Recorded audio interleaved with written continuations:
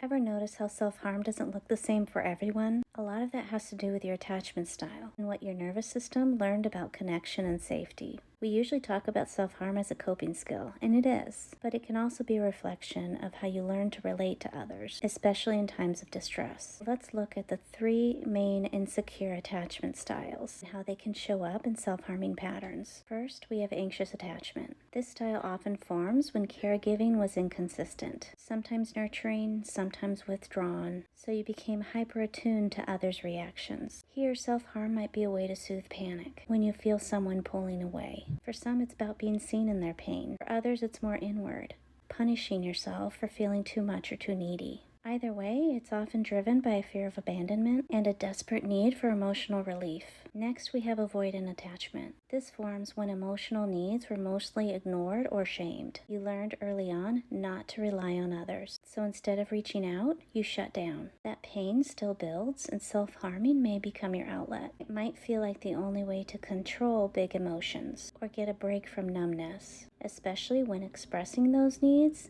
feels unsafe or weak. Finally, we have disorganized attachment. This one is the most complex. It often stems from caregivers who are both a source of comfort and a source of fear, creating internal chaos. Self-harm in this style can feel impulsive or confusing. You might crave help, but fear being close. You might feel shame immediately after, or go numb protecting yourself. There's a deep sense of, I don't know how to be okay with people, but I don't know how to be alone either. So if your self-harming doesn't make sense to others, or even to you, just know it often traces back to early relational patterns.